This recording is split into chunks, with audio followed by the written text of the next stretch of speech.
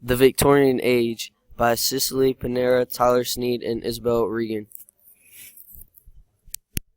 The Victorian Age era of British history was the period of Queen Victoria's reign from June 20th, 1837 until her death on January 22nd, 1901.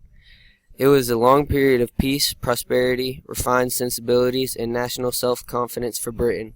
Within the fields of social history and literature, Victorianism refers to late Victorian attitudes and culture with focus on the highly moralistic, straight-laced language and behavior of Victorian morality. The Victorian Age took place in Europe, but it was centered in Britain because that's where Queen Victoria ruled. The ideology spread to other Western countries like the United States. It affected the middle class and working class, specifically the differences between men and women. These roles were seen specifically in universities because before 1914, few women were able to pursue professional careers. The Victorian era is generally agreed to stretch through the reign of Queen Victoria. It was a tremendously exciting period when many artistic styles, literary schools, as well as social, political, and religious movements flourished. It was a time of prosperity, broad imperial expansion, and great political reform. It was also a time which today we associate with prushness and repression. Without a doubt, it was an extraordinary complex age that has sometimes been called the Second English Renaissance. It is, however, also the beginning of modern times. The development of railroads was one of the most important phenomena of the Industrial Revolution. With their formation, construction, and operation, they brought profound social, economic, and political change to a country only 50 years old. Over the next 50 years, America would come to see significant bridges and other structures on which trains would run, awesome depots, ruthless rail magnets, and the majesty of rail locomotives crossing the country. In Victorian society, men and women had very different roles within both society and the family. The term separate spheres deals with the lack of interaction between the two genders within a household.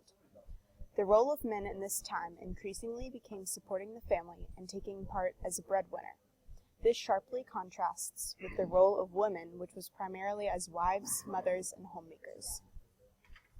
Victorian society frowned on careers for women in the middle class. The only time that it was acceptable for them to be working was before marriage, but only in specific careers like as store clerks or working telephones and typewriters. These careers were almost always lower paying and kept women away from roles of authority, helping to institutionalize sexism. A family was only considered in the middle class if they employed at least one full-time servant.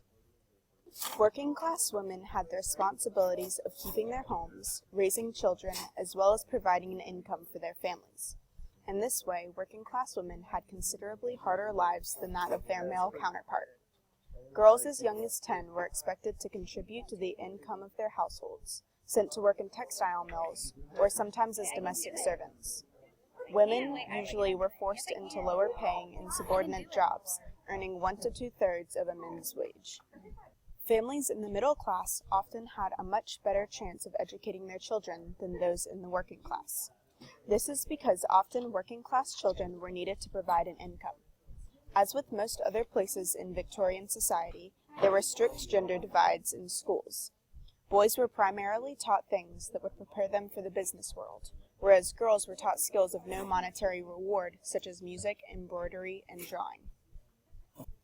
During the Victorian Age, and specifically from 1850 to 1914, the population in Europe grew quickly. It almost doubled from 265 million to 268 million people. Migrations were also increasing due to different reasons, including the Irish famine, persecution of Jews in Russia, etc. Another reason for this rapid population growth was the technological and economical advancements taking place in Europe.